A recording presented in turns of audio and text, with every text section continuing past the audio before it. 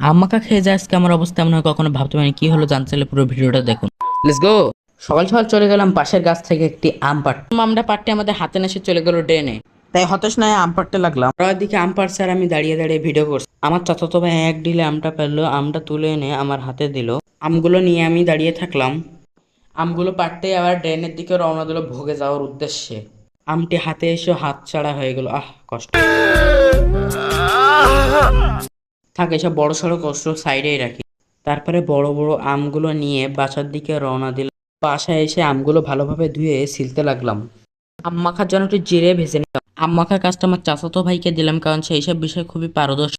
তারপরে আমটি মাখামাখি করে বাইরের দিকে খেতে চলে গেলাম। আম মাখা তো সবারই খেতে ভালো লাগছিল, কিন্তু আস্তে আস্তে কেন জানি সবার ঝাল লাগা শুরু করে দিল। আমি এত পরিমাণে ঝাল জন্য মনে হচ্ছে মাথা তার কাটা সব কেটে যাচ্ছে। ভাই আমি তো আর জীবনও আম মাখা খেতাম না। আরে কই যাও, সাবস্ক্রাইব করো।